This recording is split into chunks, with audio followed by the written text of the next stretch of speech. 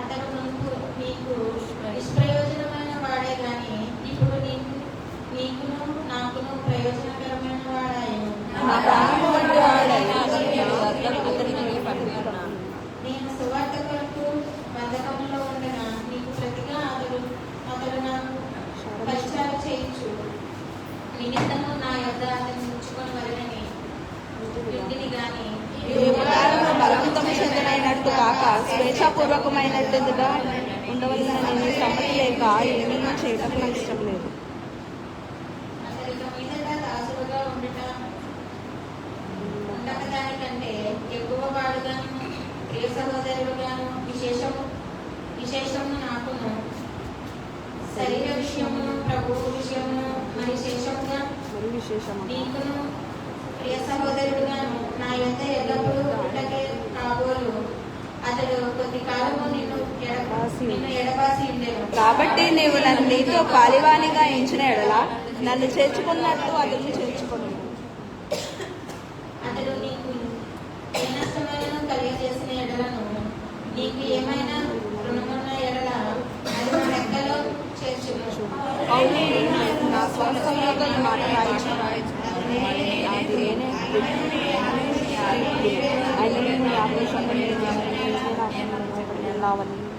అవును సహోదరుడా, ప్రభువునందు నీ వలన నాకు ఆనందము కలుగనిమ్ము.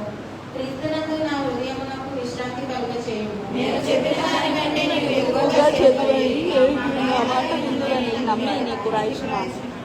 అంతేకాదు నీ ప్రార్థనల మూలంగా నేను నీకు అనుగ్రహింపబడతానని నిరీక్షించుచున్నాను కనుక నా నిమిత్తము వససిద్ధము చేయును.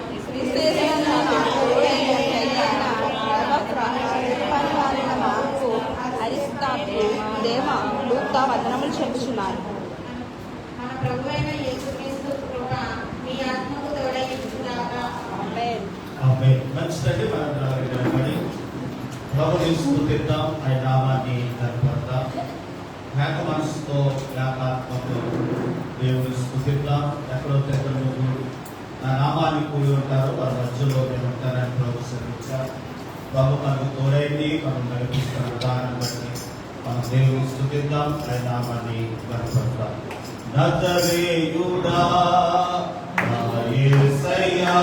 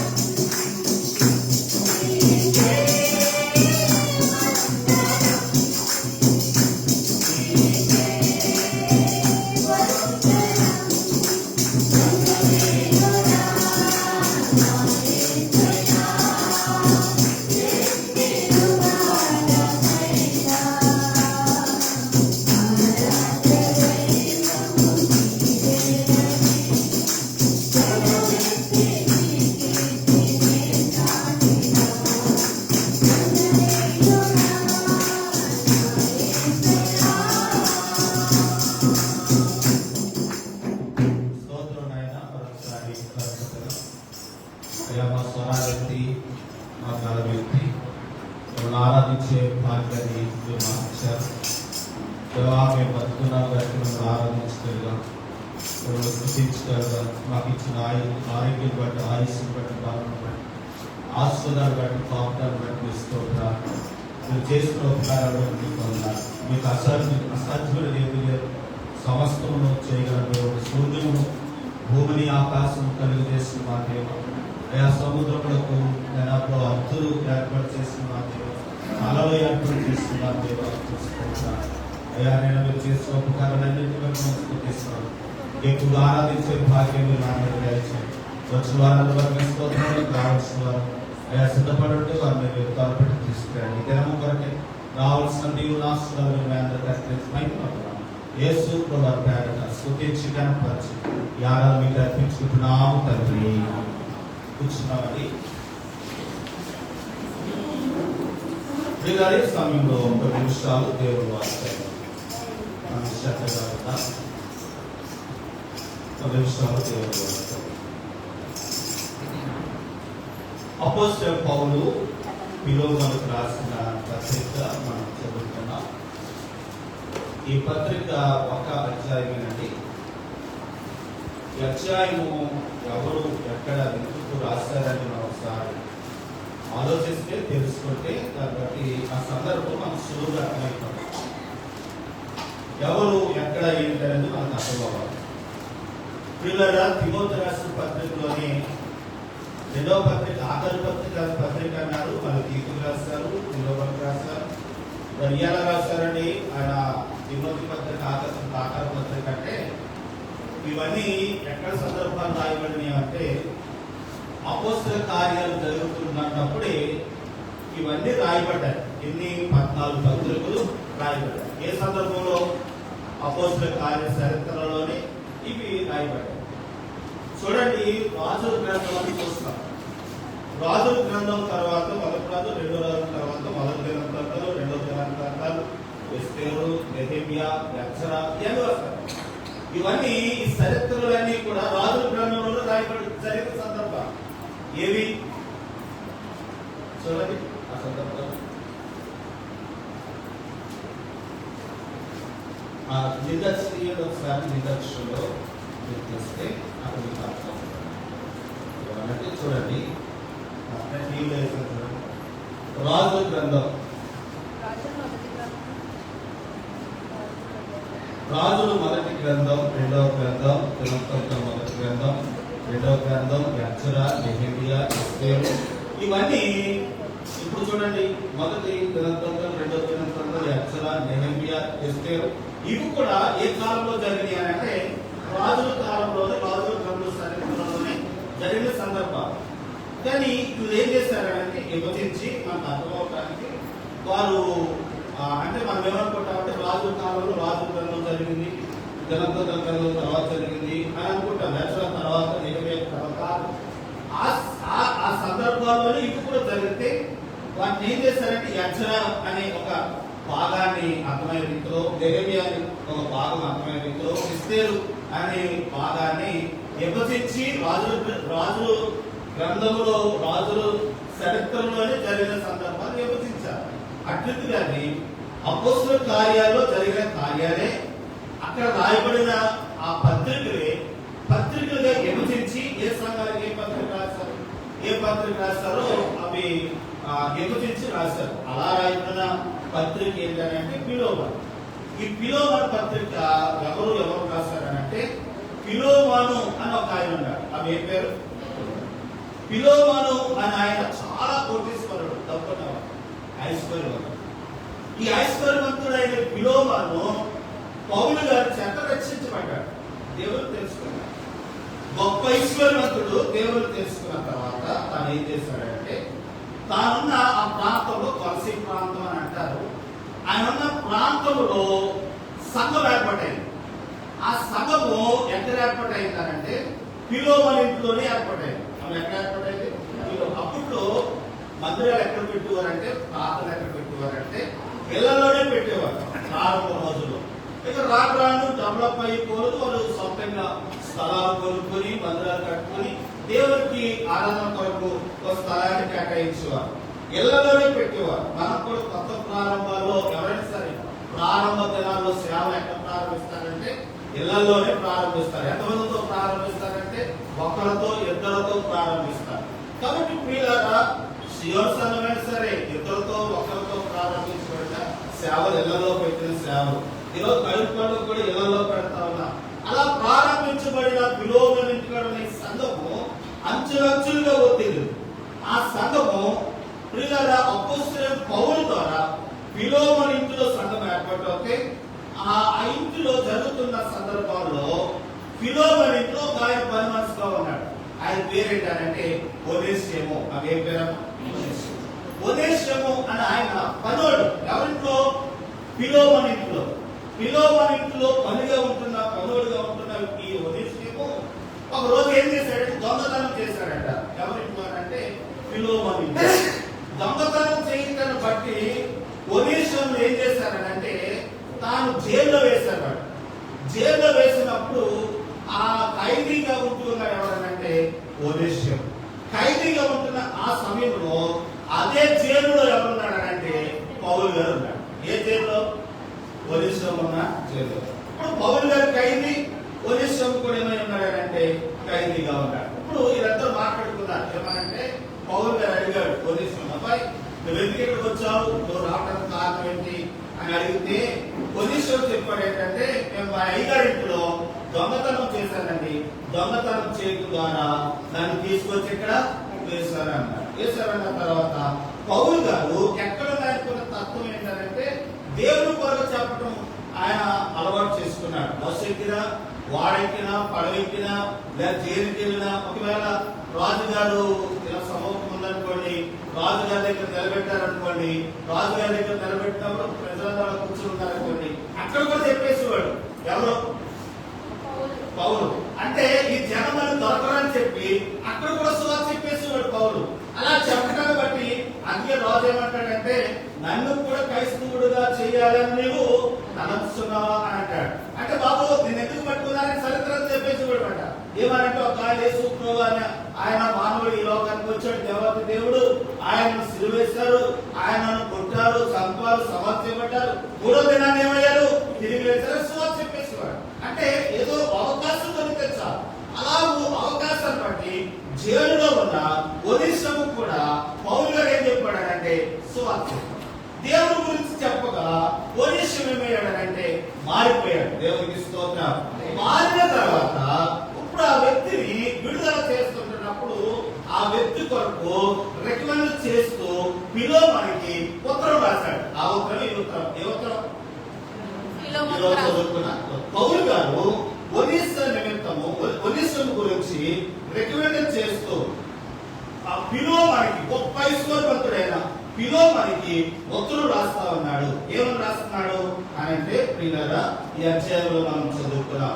ఫిలోమోను తన మంచితనాన్ని పొగుడుతూ, తన గొప్పతనాన్ని గుర్తు చేస్తూ, దేవుని మనల్ని ఎలా ప్రేమించాడో ఆ విషయాన్ని గుర్తు చేస్తూ తాను ఉత్తరం రాస్తున్నాడు. ఏమని రాస్తున్నాడు అంటే, ఫిలోమోను, మనము కూడా ఒకప్పుడు పాపులమే కదా, మనము కూడా ఒకప్పుడు దేవుని దూరస్థమే కదా, ఒకప్పుడు దేవుని ఎరగని వారమే కదా, దేవుని ఎరిగాం కాబట్టి ఇప్పుడు ఎరిగిన మనము ఒలీషం లాంటి వాళ్ళు కూడా ఏం చేయాలి, సేవించాలి కదా అని చెప్తూ రాస్తా ఉన్నాడు. ఇప్పుడు ఫిలోమోను దుష్టుడు ఏమన్నాడంటే నేను పెద్ద నీతిమంతుడు అన్నట్టుగా ఉన్నాడు. ఎవరు? ఫిలోమోను. అంటే ఒలీషము దొంగ, ఫిలోమోను మంచివాడు అనుకుంటున్న వ్యక్తికి పౌలు గారు ఉత్తరం రాస్తాడు. అలా అనుకోవద్దు. అలా అనుకుంటే ప్రభు మనల్ని ప్రేమితుడా, ప్రభు మన కొరకు రక్తం కాల్చుదురా, ఆయన మన కొరకు సిలువేయబడుదురా? కాదు కాదు కదా. ఆయన మనల్ని ప్రేమించినట్టుగానే మనము కూడా ఇతరులు ఏం చేయాలి, ప్రేమించాలని ఉత్తరం రాస్తూ మొదలు పెడతా ఉన్నాడు. అంటే ఏమన్నాడంటే కొన్ని విషయంలో ఉన్న కొన్ని విషయాలు మీకు చెప్పాలని నేను అనుకుంటున్నా. ఈరోజు పిల్లరా చదువుదాం, చూడండి, కొన్ని మాటలు మీకు చూపించాలని నేను అనుకుంటున్నా. నేను మనుష్యం గురించి ఎలా రాశానండి. ఎలా రాశానంటే దాని గురించి కొన్ని విషయాలు దేవుని వాక్యంలో నుండి మీకు చూపిస్తారు. పిల్లరా మనుష్యం ఎవరనంటే ఇక్కడ రాయబడిన మాటలు మనం చూస్తే మొట్టమొదటిగా తాను ఒక బానిస. ఎవరు? బానిస అంటే ఇంట్లో పనులు. రెండు, అతడు దేవునికి ఏమైనాడంటే దూరస్తుడు. దేవుని పిల్లలకు దేవునికి కూడా దూరస్తుడు. రెండు, అతడు శత్రువు. ఎవరి శత్రువు? ఫిలోమోనుకి శత్రువు, దేవునికి కూడా శత్రువు. రెండు, మూడు, నాలుగు. ఐదోది ఏంటంటే అతడు మరణానికి పాత్రుడు. అంటే తప్పు చేసాడు కనుక, దొంగతనం చేసాడు కనుక ఇప్పుడు ఆ వ్యక్తిని ఏం చేయాలి? ఆ రోజుల్లోనండి ఎవరైనా ఇంట్లో పని మనసులో పెట్టుకున్నారు అనుకోండి, ఆ వ్యక్తులు కొనుక్కుని చెవుకి ఒక పోగేసేవారు అన్నమాట, రింగ్ వేసేవారు. ఈ రింగ్ వేస్తే, ఆ రింగ్ వేస్తే దాని అర్థం ఏంటంటే ఈ రింగ్ ఉన్న వ్యక్తి ఒక ఇంట్లో పనివాడు అన్నమాట. ఆ పనివాడిని ఇంకొక పనివాడు పిలవకూడదు, ఇంకొక వార్డులో ఇంకొక వ్యక్తి పిలవకూడదు. ఎందుకంటే ఆ వ్యక్తిని ఒకరు కొనుక్కున్నారన్నమాట. కొనుక్కున్న వారికి ఎంత అధికారం అంటే అండి, ఆ వ్యక్తిని అంటే ఒక మనం కొనుక్కున్న వస్తువు ఉందనుకోండి, దాన్ని మనం పగలు కొట్టేసిన మనం అడిగేవాడు కొనరు. అంటే ఎవరైనా బానిసగా పెట్టుకున్నారనుకోండి, వాళ్ళు సంపేసిన అడగటానికి హక్కు లేని రోజుల్లో ఒలీషము దొంగతనం చేశాడు. కాబట్టి తప్పు చేశాడు. ఆ తప్పును బట్టి ఒలీషం మరణానికి పాత్రుడు. తర్వాత మనం చూస్తే అతడు రుణస్థుడు. ఏర్పడ్డాడంటే ఏ వస్తువు అతను తీసుకున్నాడో అది తీసుకున్న దానికి ఫిలోమోనుకి ఏమైనాడంటే రుణస్థుడుగా ఉంటున్నాడు. కాబట్టి ఇన్ని గుణలక్షణాలు కలిగిన ఫిలోమోను బానిస, దూరస్థుడు, శత్రువు, ఫిలోమోనుకి మరణపాత్రుడు, రుణస్థుడైన వారిని తిరిగి ఏ ఇంటి కోసం దొంగతనం చేస్తాడో ఆ ఇంటికే పంపిస్తున్నాడు. ఎవరు? అపోస్తలుడైన బాబు. ఏ ఇంటిలో తప్పుడు చూడండి, ఎవరైనా సరే తప్పు చేసినట్టు తిరిగి ఆ ఇంటికి వెళ్ళగలమా? ఆ వ్యక్తుల దగ్గరికి వెళ్ళగలమా? వెళ్ళలేము. కొన్నిసార్లు మనం కూడా మానవుడు తప్పు చేశాడు, దేవుడి దగ్గరికి ఎందుకు రాలేకపోతున్నా తెలుసండి, తాను చేసిన తప్పు ఆ దేవుడి దగ్గరికి రాలేకుండా తన మనసులో తన మనస్తత్వాన్ని తప్పు చేశాడు. తప్పు చేసిన మనస్తత్వాన్ని బట్టి ఎవరి దగ్గరికి రాలేకపోతున్నాడు? దేవుడి దగ్గర రావు. కీర్తన 1 చేయబడ్డాడు, నీతిమంతుల సభలో పాపుల సభలో నీతివంతులు ఉండలేరట. ఎందుకంటే వారి మనస్తత్వాన్ని బట్టి దేవుని దగ్గరికి రాలేరు. ప్రియులారా, అటువంటి మనస్తత్వం కలిగిన ఒనేషము తిరిగి తన ఇంటిలోనికి వెళ్ళలేకపోతా ఉన్నాడు, దేవుని దగ్గరికి వెళ్ళలేకపోతున్నాడు. ప్రియులారా, ఫిలోమోను దగ్గరికి వెళ్ళలేకపోతున్న ఫిలోమోను విషయంలో పౌలు గారు ఉత్తరం రాసి పంపుతున్నాడు. ఏమని రాశాడో చూడండి, ఆ మాటలో మనం చదువుదాం. 10వ వచనం. ఈ ఉత్తరాలు బట్టి అందుకోమాట ఫిలోమోను ఉత్తరాలు బట్టి ఈ ఒనేసిము ఇంట్లోనికి మరలా తీసుకోవాలని అడుగుతా ఉన్నాడు. తీసుకోవాలట అని భద్రులు మాట్లాడు.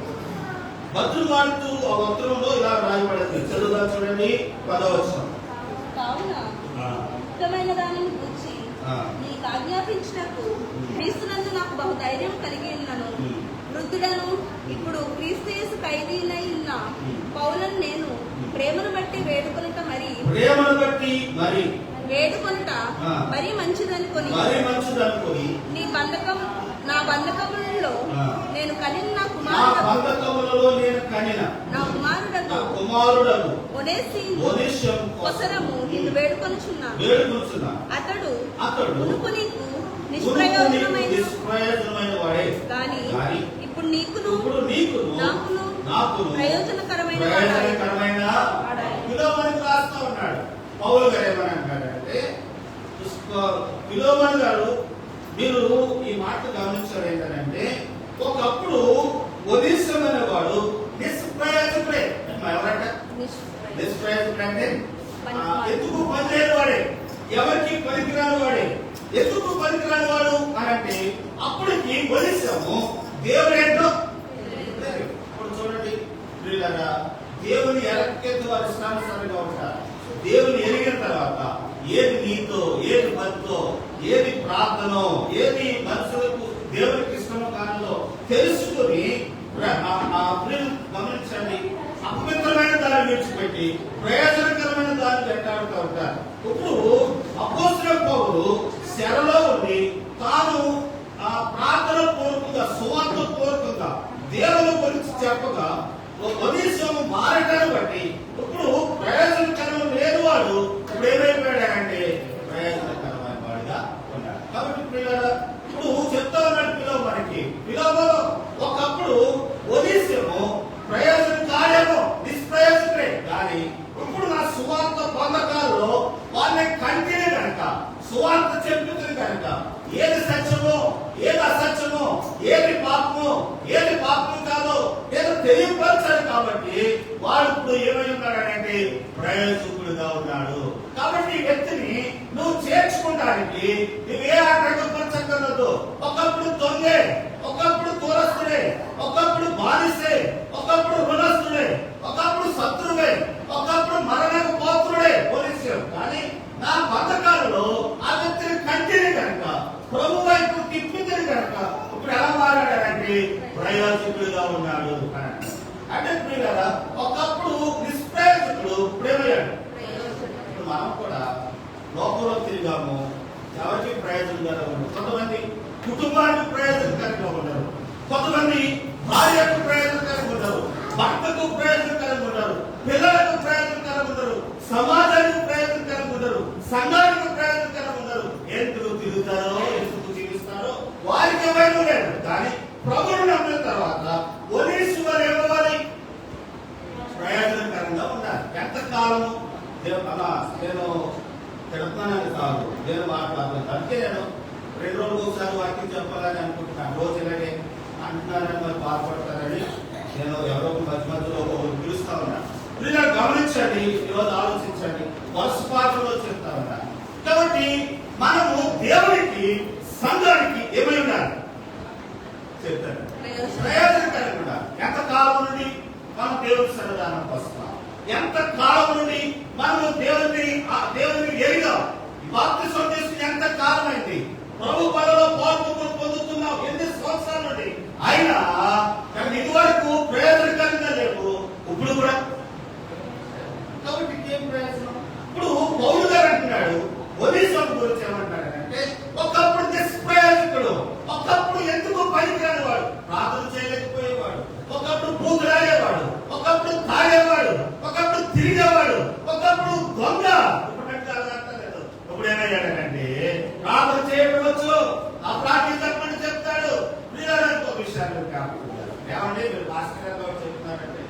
ఎలా చెప్పగలమని అంటున్న మాట ఏంటంటే కనుక రోజు రోజుకి ఏం చేయాలి? నేర్చుకోవడానికి ఏదో ఒకటి చేయాలి. కానీ నిష్ప్రయోజకుడు ఇప్పుడు ఏమైపోయాడట? ప్రయోజకుడుగా అయ్యాడు. కాబట్టి ఇలా అనుకుంటున్నాను, ఇలా సమాజంలో చెప్తే అర్థమవుతుందేమో, కానీ వ్యక్తిగతంగా ఎలా చెప్పడానికి నేను ప్రయత్నం చేస్తాను. కాబట్టి పిల్లలు ఇక అలా అనుకుంటుంది, ఒక్కొక్కరు ఎవరితో ఏ టాలెంట్ ఉందో ఆ టాలెంట్ ఉపయోగించుకుంటారు. ఒకటి ఒక 7 మాటలు చెప్పాలనుకున్నా. మొదటిది నిష్ప్రయోజకుడు ప్రేమయ్యాడు. కాబట్టి పిల్లలు మనము నిష్ప్రయోజకులము ఇప్పుడు ప్రయోజనకరమైన వారిగా ఉండాలి అనే విషయాన్ని తెలియపరుస్తున్నాం. ఒకటి. 2 మనం చూస్తే పిల్లల ప్రయోజకుడు అవడానికి కారణం ఏంటంటే తాను మొట్టమొదటిగా తాను రక్షించబడ్డాడు, నూతన జన్మను కలిగి ఉన్నాడు. ఏం కలిగి ఉన్నాడు అంటే మనిషి స్వభావాన్ని ఏం చేసుకున్నాడు? మార్చుకున్నాడు. ఇప్పుడు మనం కూడా స్వభావాన్ని ఏం చేయాలి? మార్చుకోకున్నంత కాలం, ఎంత కాలం మన దేవుని గుర్తొచ్చినా మనం దేవునికి ప్రయోజనకరంగా ఉండదు. దేవునికి ప్రయోజనకరంగా ఉండాలి అంటే మనసు ఏం చేయాలి? మార్చుకోవాలి. చూడండి, అది యామం ఏమంటాడంటే నువ్వు మరలా జన్మించాలి. మరలా నువ్వు జన్మించాలి. జన్మించడం అంటే మనం ఏమనుకుంటున్నాం అంటే నీటి మూలంగా, ఆత్మ మూలంగా జన్మించాలి అని అనుకుంటున్నాం. కానీ చూడండి, ఇక్కడ యోహాను సువార్త 3:3 చదివితే నికోదేముతో అంటాడు. నికోదేముతో ప్రభు ఏమన్నాడంటే నువ్వు కొత్తగా జన్మించాలి. అందుకు యేసు ఒకడు కొత్తగా జన్మిస్తేనే కాదు అతడు దేవుని రాజ్యమును చూడడని మీతో నిశ్చయముగా చెప్పుచున్నాను.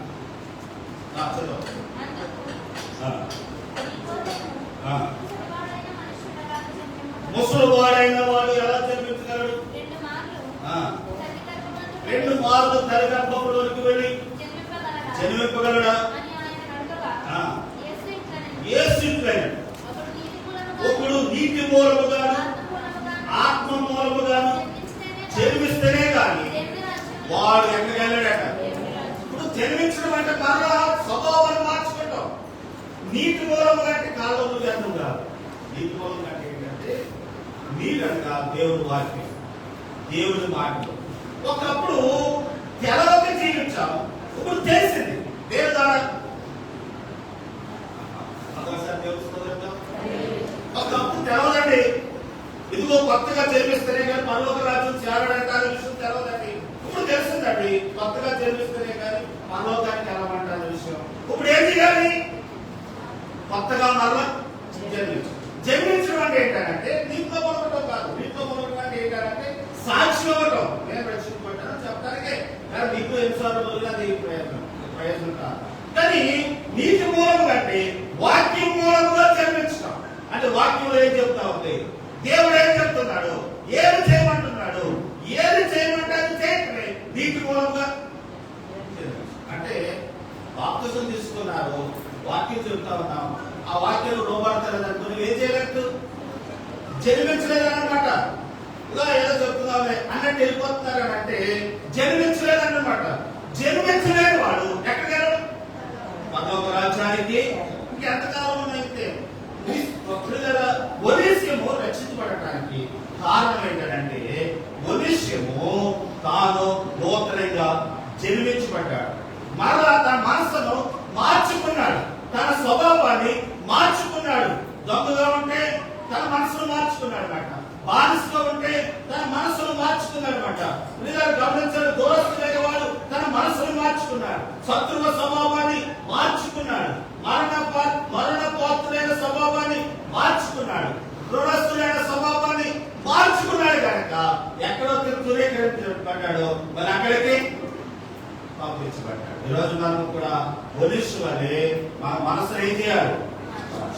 మార్చాలి. ఇంకొక విషయాన్ని మీకు చెప్తున్నాను ఏంటంటే దొంగలు ఎక్కడ ఉండరండి? ఎక్కడ?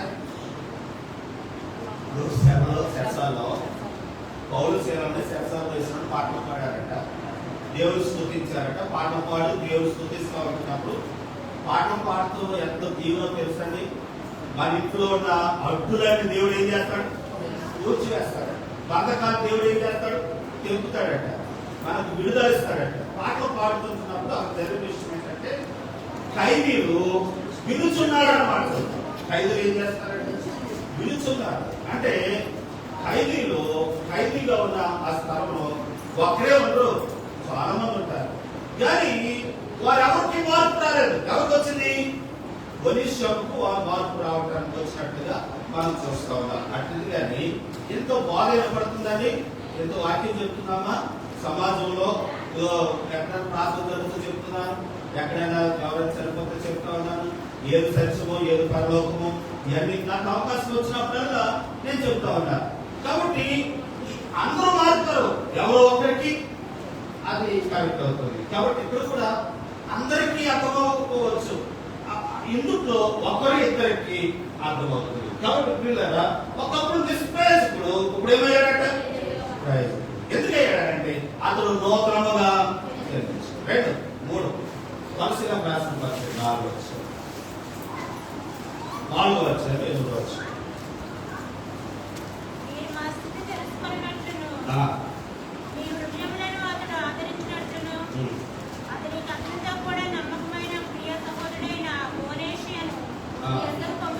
నమ్మకమైన ఒనేషియను మీ వద్దకు పంపుతున్నాడు.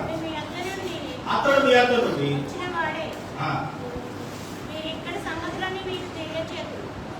మీ సంగతులన్నీ మాకేం చేస్తాడు? తెలియపరుస్తాడు. అప్పుడే వివరిస్తాడు. పౌలు గారు ఒనేషియమును సంఘాలకు పంపిస్తున్నాడు. పంపిస్తూ ఏమని రాసి పంపుతున్నాడంటే నేను పంపుతున్న ఈ వ్యక్తి ఎలాంటి తెలుసా? నమ్మకమైన వాడు అని అంటాడు. అలా ఎవరంట? ఎవరికి ఇస్తారు బాధ్యత? ఇప్పుడు డబ్బులు పోలీసులు అన్నాం, ఎవరికి ఇస్తాం బాధ్యత? దర్శన భాగం ఖచ్చితంగా ఇచ్చి దేవుడి కొరకు ఖర్చు పెట్టి దేవుడి కొరకు ప్రయాసపడి దర్శన భాగం ఎవరు ఎలా దేవుడికి ఇవ్వగలరు, ఎలా పోగేసుకురాగలరు? కాబట్టి దర్శన భాగం ఇచ్చిన వాడు నలుగురు దగ్గరికి ఏం చేయగలరు అంటే నమ్మకస్తున్నాడు ఎలా తెలుస్తుంది అంటే దేవుడికి ఇస్తున్నాడా లేదో దాన్ని బట్టి అర్థమవుతుంది నమ్మకస్తుడు అని దాని అర్థం. గమనించండి, ఒనిషము నమ్మకమైన వాడు. కాబట్టి డబ్బు విషయంలో అత్యంతగానే తాను ఆ పని చేసే విషయంలో నేను లేకపోయినా కార్యక్రమం నడిపించగల విషయంలో ఏమై ఉన్నాడంటే నమ్మకస్తుడు. ఆయన ఒక 1,00,000 రూపాయలు ఇచ్చామంటే నమ్మకంగా ఖర్చు చేస్తాడు, బేరమాడి ఖర్చు చేస్తాడు. లేకపోతే పని చెప్పుకోమంటే నేను లేకపోయినా పని చేస్తాడు అని ఒనిషం గురించి సంఘానికి ఉత్తర్వు రాసి పంపుతున్నాడు. అంటే ఒనిషం ఎవరంటే నమ్మకస్తుడు. మనం కూడా ఎలా ఉండాలి సంఘంలో? దేవుడు మీకు పరాపు చెప్పాలంటే మనం ఎలా ఉండాలంటే నమ్మకమైన వారిగా. కాబట్టి నమ్మకమైన వారికి దేవుడు మెండుగా నమ్మకమైన వారికి దేవుడు ఆశీర్వదిస్తాడు. కాబట్టి బైబిల్లో మనం చూస్తే నమ్మకమైన వారిని మనం చూస్తాం. ఎవరైనా నమ్మకమైన వారు అంటే మోషే నమ్మకస్తుడు, అబ్రహాము నమ్మకస్తుడు. మోషే గురించి ఎలా రాయబడింది? మోషే ఇల్లంతటిలో నమ్మకస్తుడు. కాబట్టి పిల్లరా ఈరోజు ఆలోచిద్దాం, దేవుని సహాయాన్ని కోరుకుందాం. దేవుని నామానికి మహిమ కలుగునుగాక. మేము డబ్బులు ఎప్పుడు ఒక రూపాయి గద్దెగా వచ్చేది. ఏదైనా వచ్చేవాల్సి వస్తే సేవ కొరకు వచ్చేస్తాం. అది దేవుని సేవకు ప్రయోజనకరం అంటేనే దాన్ని పెట్టుబడి అంటాం. పిల్లలు గమనించండి, ప్రయోజనం కాని దాని కొరకు ఎప్పుడు కొనుక్కోం. మీకు సత్యాన్ని చెప్తున్నాను, ఇప్పుడు వరకు సరైన పట్టణం కొనుక్కోలేదని సేవలోకి వచ్చాం. ఎవరైనా కొంటేనే, ఎవరైనా ఇస్తేనే, ఎవరైనా పాస్టర్ ఇస్తే, ఎవరైనా ఇస్తే మన సంవత్సరం ఎవరైనా శ్రీరాజు గారి పట్ల కొన్నాడు కావాలి. ఆయన కొన్న పట్ల క్రిస్మస్ కి ఉపయోగించారు. కాబట్టి ఆలోచించండి, ఎందుకు కొనుక్కుంటారు కదంటే ఆ డబ్బులు ఇంకో సేవ కొరకు ఏదో ప్రయోజనం. కాబట్టి ఈ నమ్మకత్వాన్ని దేవుడు చూస్తారు. ఈ నమ్మకత్వాన్ని దేవుడు చూసి ఏం చేస్తాడంటే పిల్లగా పని దేవుడు అప్పచెప్పాడు. ఎవరనంటే నమ్మకమైన వాడు. నమ్మకమైన వాడు కాబట్టి అతనికి పని అప్పచెప్పాడు. ఈ రోజు మనం కూడా ఎలా ఉండాలంటే నమ్మకమైన వారిగా ఉండాలి. 1, 2, 4 చూడండి. ఈ పిల్లలోకి రండి. పిల్లలోకి వస్తే 12వ వచనంలో తన గురించి పౌలు గారు పిలో మనకి రికమెండ్ చేస్తే అన్నాడు. ఏమన్నాడు అంటే 12వ వచనం చదవండి. నా ప్రాణ ప్రియుడైన అతనిని అతనిని మీ వద్దకు తిరిగి మీ వద్దకు తిరిగి పంపుతున్నాను. నేను సువార్త కొరకు నేను సువార్త బంధములో ఉండగా నీకు ప్రతిగా అతడు నాకు పరిచారము చేయు నిమిత్తము నా యొద్ద అతన్ని నిలుచుకొనవలెనని 12వ వచనం నా ప్రాణం వంటి వాడైన అతనిని ఎద్దకు తిరిగి పౌలు గారు చెప్తారండి. ఇతడు ఎలాంటి తెలుసా? విలోపనం. అతడు నా ప్రాణము లాంటి వాడు. నేను ఈ గ్రంథం అంతా చదివినప్పుడు అండి, ఈ గ్రంథము ఈ బైబిల్ అంతా చదివినప్పుడు ఎక్కువ శాతము నా ప్రియుడు అనిపించింది. అందరూ అనలేదు, కొంతమంది అన్నారు. దావీదు నా దేవుడు ఏమన్నాడంటే నా హృదయానుసారుడు అన్నాడు. దానియేలు దేవుడు ఏమన్నాడు? నా ప్రియుడు అన్నాడు. పౌలు గారు కూడా పోలీసులు ఏమన్నాడంటే నా ప్రాణము లాంటి వాడు. ఎంతగా మారిపోయినట్టు మాట్లాడుంటాడండి, ఎంతగా మార్పు వస్తే మాట్లాడాడండి. ఈరోజు మనం కూడా దైవజనుల చేత ఈ మాట అనిపించుకోవాలి. ఏ మాట తెలుసా? అతడు నా ప్రాణం, అతడు నా ప్రాణం. అతడు లేకపోతే ఏ కార్యక్రమం జరగదండి. ఆయన లేకపోతే నాకు ముందుకు వెళ్ళదండి కథ. ఆయన లేకపోతే పాఠం పాడు లేరండి. ఆమె లేకపోతే మాకు ప్రభు వాయించడం లేరండి. ఈరోజు అవస్థల గురించి మీ పిల్లల గురించి చెప్పండి కదా, ఎవరు ఎందుకంటానంటే ఈ అవస్థలు ఇరుకుపోతున్నందుకు సంతోషం ఉంది. ఓ పక్క ఇంకొకరు ఎలా ఈ స్థాయిలోకి రావాలి, ఎవరైనా రావాలని ఆతృత పడుతున్నారు. ఎందుకంటే వారు ప్రియమైన వారు. ఎందుకంటే దేవుడి పని నువ్వు లేకపోతే ఆ పని వాడు కనపడాలి. నోటి కనపడాలంటే ఏం చేయాలి? నమ్మకం. ఆ పని చేయాలి. పని చేసేవారుగా ఉండాలి అనే విషయాన్ని తెలియపరుచుకుంటున్నాను. తర్వాత ఇంకొక విషయం ఏంటంటే వీళ్ళ ఆలోచించండి. ఆ పని ఎక్కువగా చేస్తా ఉన్నారనుకోండి, ఆ వ్యక్తి లేకపోతే ఈ పని ఆగిపోయిందిరా అన్నంతగా ప్రియమైన వారు కనిపించుకోవాలి. ఎందుకు ప్రియమైన వాడు అని అంటారంటే పౌలు వరకు పని చేశాడంటే ఏ పని చేశాడో చూడండి. నేను సువార్త కొరకు నేను బంధకములో ఉండగా నీకు పతిగా అతడు నాకు పరిచయం చేయ నిమిత్తం నా యొద్ద అతనిని ఉంచుకున్నవారని కానీ నీ ఉపకారము బలవంతము చేతనైనట్టు కాక స్వేచ్ఛాపూర్వకమైనదిగా ఉండవలనని నీ సమ్మతి లేక ఏమీ చేయటకు నాకు ఇష్టం లేదు. నీ సమ్మతి లేక ఏది చేయటానికి నాకు ఇష్టం లేదు. అంత ప్రాణప్రియుడు ఎత్తైపోయాడు అని అంటే సత్యంలో గడుపుతాడు. ఒకటి రెండు ఏంటంటే నేను సువార్త కొరకు బంధకములు ఉండగా నీకు పత్రిక పరిచర్య అంటే సేవ చేసేవాడు. అంటే పౌలు గారికి సహకారిగా ఉన్నాడట జీవితంలో. ఎవరో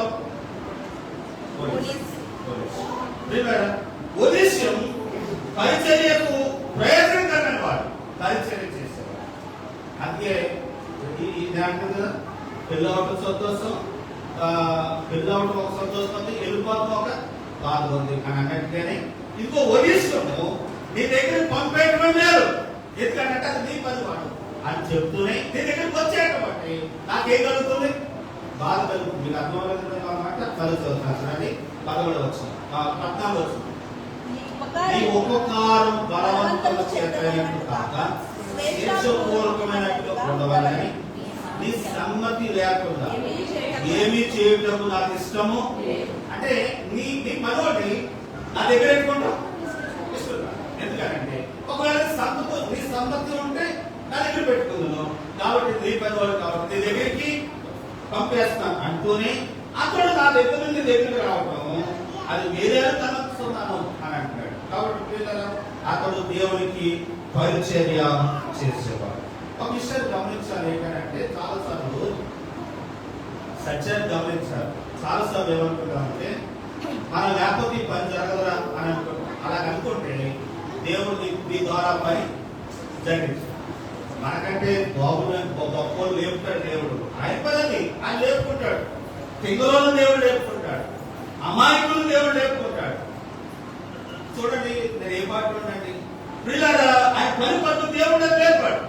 కాబట్టి నేను లేకపోతే చెప్పుకోండి అని అనుకున్నాను అనుకోండి, నాకంటే బాగున్నట్టు లేపుతాడు దేవుడు. ఎందుకనంటే ఈ పని అవుతుంది. కాబట్టి ఈ విషయాన్ని అనుకోవాలి ఏంటంటే మనం లేకపోతే ఇది జరగదురా అని అనుకున్నామా, దేవుడు నిన్ను వాడుకోడు. ఆ విషయాన్ని మనసులో పెట్టుకోవాలి. మనము పరిచర్య చేస్తే దేవుడు ఆయన మహిమ తెచ్చేవారిగా ఉంటాం అనే విషయాన్ని తెలియపరుస్తూ ఉంటున్నాను. సరే చూడండి, 12వ వచనంలో అతడు ఉత్తరం రాసి పంపుతా ఉన్నాడు. మళ్ళీ చదువుతాం. నా ప్రాణము వంటవాడైన అతని నీ యొద్దకు తిరిగి పంపియున్నాను. నీ యొద్దకు తిరిగి తన దగ్గర పంపడానికి పౌలు గారు ఉత్తరం రాసి పంపుతున్నారు. ఇలా అనుకున్నాం, నిష్ప్రయోజకుడు, ఉపకారం లేనివాడు, దొంగతనం చేసి నిర్ణయించుకున్నవాడు తిరిగి ఆ ఇంట్లోకి పంపడానికి పౌలు గారు ఎంత ధైర్యం చేసుకుంటాడండి. మనం ఒకసారి ఆలోచించండి. అక్షర ప్రసంగా నింపడానికి ఇంట్లో దొంగతనం చేశాడని నిందపడినాడు, వారి ఇంట్లోనే పంపుతున్నాడు అంటే ఎంత ధైర్యం చేసుకుంటాడు. ఆ విషయంలో ఎంత నమ్మకం ఉంటే పంపాడంటారు అని కదా, తిరిగి పంపినట్లుగా మనం చూస్తూ ఉంటున్నాం. కాబట్టి ఈ విషయంలో నేను ఎలా ఆలోచిస్తున్నాను ఏంటంటే, పౌలు గారు ఒడిశా విషయంలో ప్రియులారా మంచి మనసు కలిగి ఉన్నాడు. మంచి మనసు అంటే తాను బాగుపడాలని ఉద్దేశంతో తాను తిరిగి ఎక్కడ పంపాడు? ఫిలోమోను దగ్గరికి పంపాడు. అదొకసారి తెలుస్తుంది కదండి. మనం ఎలా కోరుకోవాలి ఏంటంటే, డిస్ప్రేజ్డ్లే అవమానపడైనడే అయినా మనం వారిని ప్రేమించి మరలా ఆ మార్గంలోకి తీసుకురావాలి. చాలాసార్లు ఏమనుకుంటామంటే, నేనే భక్తులు అని అనుకోకూడదు. నీకంటే భక్తులు, మనకంటే భక్తులు ఉన్నారు, గట మనకంటే నీతిమంతులు ఉన్నారు. నేను కూడా అలా నాకు నేను చెప్పుకున్నాను ఏంటంటే, మనమే భక్తులు అనుకోకూడదు. మోషే ఖానానికి వెళ్ళినప్పుడు చేశాడంటే, ఎందుకు వెళ్ళలేదు మోషే అంటే, ఇశ్రాయేలు ప్రజలను గోగులారా అన్నాడట, అంటే దుర్మార్గులారా అన్నాడట. ఎవరు? మోషే అన్నందుకు దేవుడు ఎక్కడికి వెళ్ళలేదు. అది నాకు గొప్ప. నేను ఆ చదువులో సందర్భం చదివినప్పుడు నాకు అక్కడ కనపడింది ఏంటంటే, ఈ వాళ్ళు అన్నాడట గోగులారని. ఇశ్రాయేలు నిజంగా దోగులే, మాటిన వారే, దేవుడికి విరోధులైన ఈ ఇశ్రాయేలుని మోషే అన్నాడు. మోషే సందర్భాన్ని అర్థమయ్యేలా చెప్పారు. వీడని నాకు పనిపాలండి అన్నాడంటే దేవుడు రాత్ర. ఆ మాటను బట్టి మోషే ఈ రోజు ఏమన్నాడు?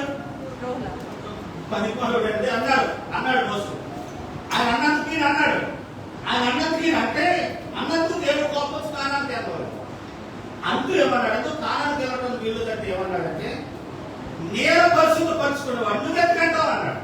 నేను పరిశుద్ధపరచుకున్నవాడిని అంటే రాత్రి కోపడ్డాడు. వాళ్ళు పశ్చాత్తాపడిన దాన్ని బట్టి దేవుడు వాళ్ళు ఏం చేశాడు? క్షమించేశాడు.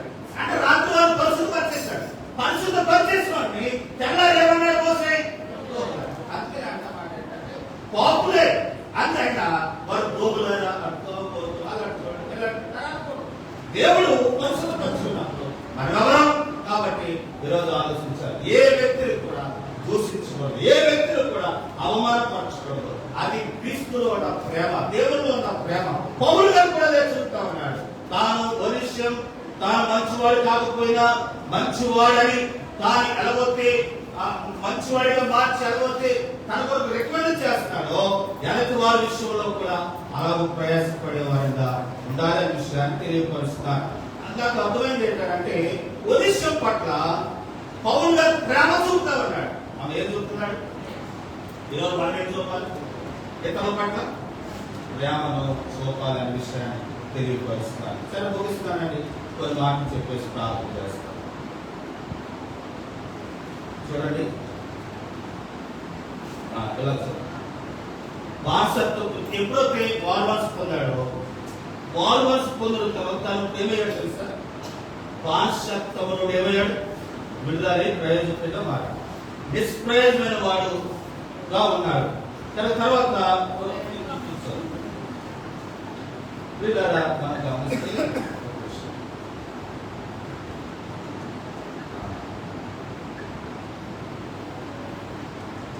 ఈ మాట చూడండి. ఒకప్పుడు బానిసత్వము కలిగిన వాడే ఇప్పుడు తిరిగి మారువలస పొందడం ద్వారా ఫిలోమోనుకి వెళ్ళడం బట్టి తాను దేంట్లో చేర్చబడ్డాడంటే సహోదరత్వంలోనికి చేర్చబడ్డాడు. కాబట్టి వీళ్ళారా తన ఇప్పుడు బానిసుడు కాదట. ఎవరు సంఘంలో చేర్చబడిన వారు, మార్పు చెందిన వారు ఎవరు? సహోదరి. మనందరం ఒకటే. కాబట్టి మరొకసారి చెప్తారు, మనమొకప్పుడు కూతుగాడిన వారిని, మనమప్పుడు ఒకప్పుడు తాగిన వారిని, మనమప్పుడు నిష్ప్రయోజకులమే, మనమొకప్పుడు ఎందుకు పనికిరాని వారిని. కానీ ఆయన మార్చాడు కనుక ప్రయోజకులమయ్యా. కాబట్టి కొత్త వారు వచ్చినప్పుడు అడా అది పని అని అనుకోవద్దు. వారిని దేవుడు ప్రయోజనకరంగా మనం ఎలా చేస్తారో వారిని అలాగే చేస్తారు. నిష్ప్రయోజనమైనటువంటి ప్రయోజనకర వారిగా దేవుడు చేస్తాడు. శత్రుత్వం నుండి మిత్రుడిగా చేస్తాడు. దూరస్తుడి నుండి సమీపస్తుడిగా చేస్తాడు. ప్రతికూలత నుండి అనుకూలతలోకి మలుచాడు. ఆగ్రహము నుండి అనుగ్రహంలోకి, అపకీర్తి అంటే చెడ్డోడు అనే పేరు నుండి మంచి కీర్తిలోనికి, అవగౌరవం నుండి గౌరవానికి తీసుకొచ్చాడు. అంత మాత్రమే కాదు, అవినీతి నుండి నీతిమంతుడిగా ఉద్దేశమును మార్చిన దేవుడు. ఉద్దేశం విషయంలో వీళ్ళగా పౌలు గారు తీసుకున్న శ్రద్ధ వల్ల మనం కూడా ఇతరుల పట్ల ఆ శ్రద్ధను తీసుకోవాలి. ఆ విషయాన్ని తెలియపరుస్తుంది. దైవజనులుగా మా బాధ్యత అదే. ఎవరొచ్చినా ప్రేమతో చేర్చుకోవాలి. ఎవరొచ్చిన వారిని గౌరవపూర్వకంగా చూడాలి. ఎవరొచ్చిన వారిని మనము గౌరవపరచాలి. ఎందుకంటే వాడు కాదు, వారిలోన దేవుని ఆత్మ బట్టి గౌరవం. మా గురువు గారు నాయ గారు జోషి గారు ఎవరొచ్చినా తమ్ముడు అనేవాడు. తమ్ముడు అనేవాడు. సరే మన సంగతులు తమ్ముడు అనొచ్చు. ఎప్పుడైనా ఎవరికైనా అనుకున్నకి చిన్న వేయాలనుకోండి తమ్ముడు అనేసుకోడు. ఎవరికి అంటే ఆ వారు కూడా ఎలా భావించేవాడు? సోదరుడే భావించేవాడు. కాబట్టి ఇంకా నేను చూస్తే చెప్పకూడదు కానీ పాలసీ చేస్తారు, చెప్పులు పాలసీ చేస్తారు. పాలసీ చేస్తున్న వాళ్ళు కూడా వారు ఎంత ఎంత నేనంటారు ఇక్కడ గొప్పవారే కాదంటారు. కాబట్టి ఎవరినైనా విమర్శిస్తారు వారి స్థాయి బట్టి. కాబట్టి ఒక్కొక్కరు అంత పేద స్థితిలో ఉన్న వాళ్ళు ఏమని చూసుకోవాలంటే తమ్ముడు అని క్యాపిస్తారు. ఎందుకనంటే దైవజనుడు ఉన్న ప్రేమ లాంటిది. దేవుడు వారు పెట్టిన బాధ్యత అది లేకపోతే వారు ఆ సేవ చేయలేరు. తల్లికి బిడ్డ మీద ప్రేమ పెట్టకపోతే బిడ్డను పెంచలేదు. పిల్లలు అన్నం ఆ తల్లి అన్నం పెట్టుకుందాం అనుకున్నప్పుడే అడ్డుగా ఎప్పుడు పాపం వెంటనే రేపు చేయగలుగుతుంది. అది కొత్తగడికి వాళ్ళు వచ్చి అన్నం పెడతారంటే తల్లి మంచిగా నిద్రపోవాలి రోజు అనుకున్నాడు కోసేటాడు. ఆ తల్లి ప్రేమ అంటే కోసాడు వీటిని ఒక చంపారు, మళ్ళీ పోయిపోయినట్టు చంపారు. తల్లికి ఆ ప్రేమ పెడతాడు. దేవుడు ఆ ప్రేమను బట్టి బిడ్డని పెంచుతాడు. అంటే దేవతడు కూడా ఒక దేవునికి దూరస్తుడు ఉన్నవాడు కదా దేవుడు ఆ ప్రేమ పెడతాడు. అది ఓపికగా చెప్తాం, ఓపికగా ప్రకటన చేస్తా ఉన్నాం, ఓపికగా ప్రకటన చేసి సువార్తలు చెప్తా ఉన్నాం. ఓపిక అర్థమైన రీతిలో టీవీలో చూపిస్తే అర్థమవుతుందేమో, లేకపోతే చేతులు యాక్షన్ చేసి చెప్తే అర్థమవుతుందేమో, నేను చెప్పలేకపోతున్నాను కాబట్టి ఎవరైనా తీసుకొని చెప్తే అర్థమవుతుందేమో అని ఏదో ఒక రకంగా ఏం చేస్తాం? సువార్తను చెప్తాం. అప్పుడు నిష్ప్రయోజకుడు దేవయ్యాడు ఉన్న విషయాలు వారి ప్రవచన తర్వాత చెప్తాను. నా సమయం అయింది. కాబట్టి ప్రియులారా, ఈరోజు దేవుడు వాక్యం చెప్తా ఉంది. ఒడిశాలో పౌలు గారు అన్నాడు, ఈరోజు దైవ సేవలో మనకు కనబడ్డాం. ఆయన ప్రేమలో ఎదుగుతున్నాం. తాను ఇంటికి చేర్చబడినట్టుగా, తన ఇంటిలోకి చేర్చబడినట్టుగా, తిరిగి తన పనిలో చేర్చబడినట్టుగా మనం కూడా దేవుడి దగ్గర తిరిగి వచ్చాం. ఆయన మనం చేర్చుకున్నాడు.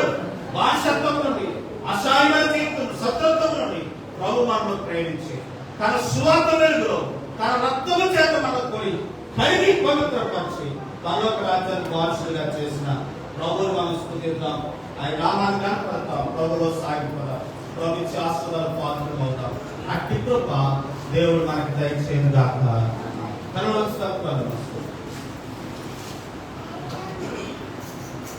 ఈరోజు ఆలోచిద్దాం ప్రియులారా. వాక్యము మీకు అర్థమై ఉంటుంది. ఒక తీర్మానం తీసుకుని వచ్చారు. ఈరోజు చాలా కాలం నుంచి వస్తూ ఉన్నారు.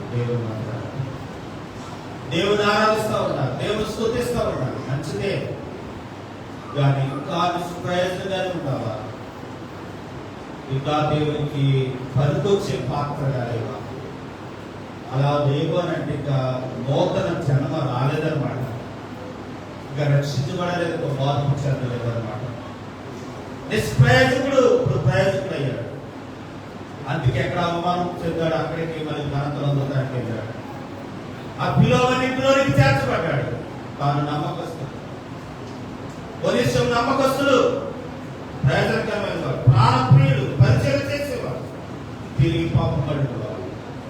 పౌలు ప్రేమ చూడండి, వాడు చెడిపోయి వాడు దొంగ అని విడిచిపెట్టకుండా తనను ప్రేమించినట్టుగా ప్రభు మనం ప్రేమించాడు. దైవజనుడు ప్రేమిస్తూ ఉన్నాడు. మిమ్మల్ని ఇదిగో ఈరోజు కాబట్టి మారుతారు, మంచి వారు అవుతారు. ఒకప్పుడు ప్రయోజకులు అవుతారు. అది ఓపికతో తల్లి ప్రేమించినట్టుగా ప్రేమిస్తాడు. దేవుడు ఎదురు చూస్తా ఉన్నాడు, ఆయన పరిచయం చేస్తాడు, ఆయన ప్రయోజనంగా ఉంటాడు. కాబట్టి అలా ఉండటానికి మనం పరిచయం చేద్దాం. దేవుడు సహాయాన్ని కోరుకుందాం. ప్రార్థన చేసుకునే నుంచి వెళ్దాం. కాంతం గారు ప్రార్థన చేస్తారు. ఏమి కాంతం గారు వారి ప్రార్థనతో మనము ఎక్కిద్దాం. చిన్న ప్రార్థన మీ మనసులో చేసి ఆమె మంచిది. వీళ్ళ పద్మమ్మ గారు చిన్న ప్రార్థన చేస్తారు. వారికి చేయము పద్మమ్మ గారు చేయనట్టు మార్గమ్మ గారు చేయగలరు. ప్రార్థన చేయడం మనసులో చేసి ఆమె అంటే చాలు. మీరు ప్రయత్నం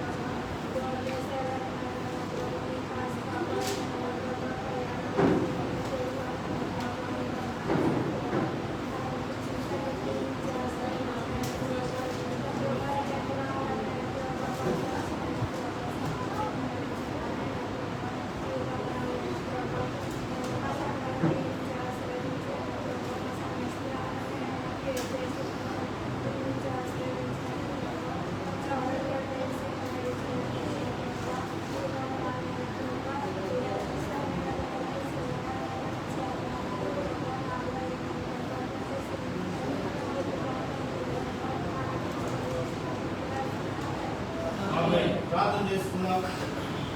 ప్రేమ నమ్మకం కలిగిన మా దేవా, పరిశుద్ధుడైన మా తండ్రి, మీ వందనాలకు స్తోత్రాలు. ఈ రాత్రికాల సమయంలో మరొకసారి మిమ్మల్ని స్తుతించి ఆరాధించడానికి పరిచి అయ్యా నేను ఒకప్పుడు మేము లోకానికి మీకు నిష్ప్రయోజకులం. అయ్యా మా తల్లిదండ్రులకు ప్రయోజనం లేని వారు, దేవాదం చేత ఆశ్రయించబడిన వారు. కాబట్టి నేను విలువలేని సమయంలో దేవదేవుడి చేత నేను ప్రభా దేవుడు వాక్యాన్ని ఎరిగి ప్రయోజకుడుగా అయా గ్రామానికి, పట్టణానికి, సంఘానికి, తల్లిదండ్రులకు, ఏదైనా ప్రభా తోబుట్టులకు, నైనా ప్రభా కుటుంబానికి ఆశీర్వాదంగా మీరు చేసినందుకే మీరు స్తోత్రాలు. దేవానైనా మీరు ఇచ్చిన భాగ్యమునకే మీరు స్తోత్రాలు. దేవ మేము ఈ మార్గంలోకి నడుస్తున్నాము. అయ్యా మా పిల్లలు అదే మార్గంలోకి రావాలి, మా కుటుంబం అదే మార్గంలోకి రావాలి, మా ఇంటి వారు అదే మార్గంలోకి రావాలి. ఆయన అయ్యా అంతవరకు మేము ఓపిక కలిగి ఈ మార్గం విడిచిపెట్టకుండా సత్య మార్గంలో నడిచే భాగ్యం దయచేయండి. అయ్యానైనా ఇతరులకు ప్రభా అయ్యానైనా ప్రయోజనకరమైనగా మమ్మల్ని మీరు చేయమని వేడుకుంటున్నా.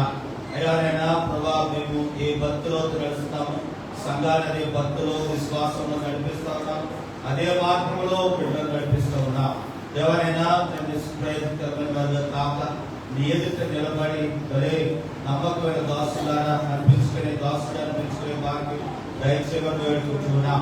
ఈ రాత్రి వచ్చిన వారి కుటుంబాల్లో మేలు ఆశీర్వాదాలు దయచేయండి. ఎవరెక్కడ కలుగుతారో వారి తీర్చండి, మేలుతో నింపండి. అయ్యానైనా మీ కృపను వారిని అనుగ్రహించండి. రాత్రి మాతో మాట్లాడే మీ దర్శనం దయచేయండి. మానక ప్రతిరోజునైనా ఈ ఆవరణకు వచ్చి ప్రార్థించుకొని వెళుతున్న బిడ్డ కుటుంబాలు అద్భుత కార్యాలు మీరు చేయండి. ఏమవుతా అనుకుంటున్నారో వారి అక్కలు మీరు తీర్చండి.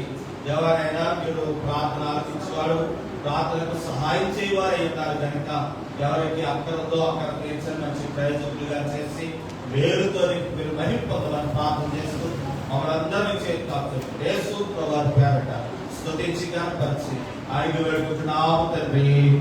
ఆమె తండ్రి దేవుని ప్రేమ కుమారుడు యేసు క్రీస్తు వారి కృప పరిశుద్ధాత్మయ సహవాసం పాపదల దీవున ఆశీర్వాదాలు ఇప్పుడు ఎల్లప్పుడూ ప్రభుత్వ కూడొచ్చిన మనందరికీ నిత్యముతోడే కాపాడి దీవించి నడిపింపు చేయనుగాక.